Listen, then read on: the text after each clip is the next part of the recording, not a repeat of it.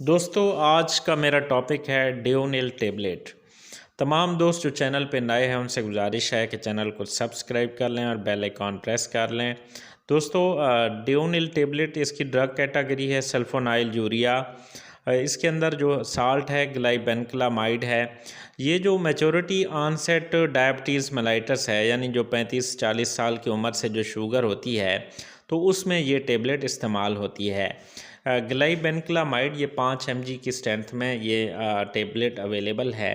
इसकी जो डोज़ है, इसकी आधी गोली हाफ़ टेबलेट्स जो है यानी 2.5 mg से स्टार्ट करते हैं। अगर ज़रूरी हो तो इसको आहिस्ता आहिस्ता इंक्रीज़ करना है।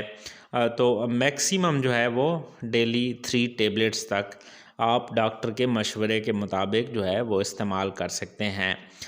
इसकी जो एडवर्स इफ़ेक्ट्स हैं इसके नाज़िया, वोमिटिंग हो गई, फुलनेस ऑफ एब्डोमेन हो गया और इसके अलावा हाइपोग्लाइसीमिया यानी शुगर कम होने का चांस इसमें भी होता है। तमाम दोस्त जो हैं वीडियो को लाइक, कमेंट और शेयर करना ना भूलिएगा।